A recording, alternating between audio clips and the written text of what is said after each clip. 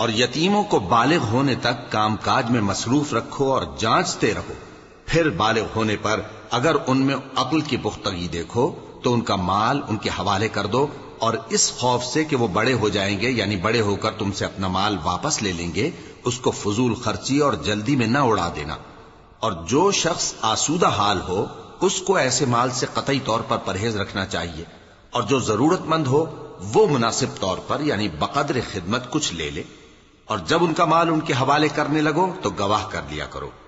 اور حقیقت میں تو اللہ ہی گواہ اور حساب لینے والا کافی ہے۔ جو مال ماں باپ اور رشتہ دار چھوڑ مریں، تھوڑا ہو یا بہت، اس میں مردوں کا بھی حصہ ہے اور عورتوں کا بھی،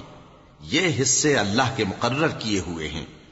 اور جب میراث کی تقسیم کے وقت غیر وارث رشتہ دار اور یتیم اور نادار لوگ آ جائیں تو ان کو بھی اس میں سے کچھ دے دو، اور ان سے معقول بات کہو۔